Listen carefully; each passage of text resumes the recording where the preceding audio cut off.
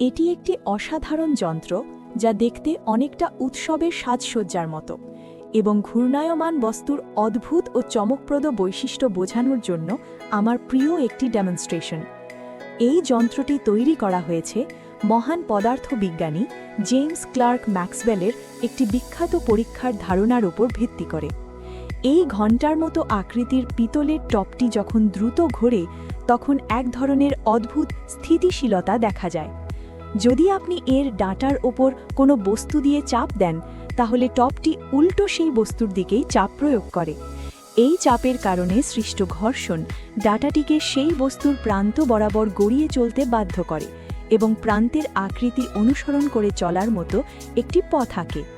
এই বিশেষ নকশায় ডাঁটাটি একটি ধাতব সর্পিলের ধার বরাবর লেগে থাকে, এমনভাবে যেন এটি কোনো চুম্বকের আকর্ষণে আটকে আছে, কিন্তু এখানে একেবারেই কোনো চুম্বক ব্যবহার করা হয়নি।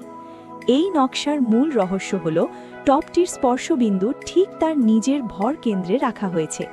এর ফলে ডাটার সাথে ঘর্ষণের কারণে যে বল তৈরি হয় তা স্পর্শবিন্দুকে কেন্দ্র করে এমন একটি টর্ক সৃষ্টি করে যা ঘর্ষণ বলের দিকের সাথে সমকোণে কাজ করে। এই টর্কই টপটিকে স্থিতিশীল রাখে। পদার্থবিজ্ঞানের শিক্ষার্থীরা এখানে নিশ্চয়ই রাইট হ্যান্ড রুলের প্রয়োগ লক্ষ্য করতে পারবেন।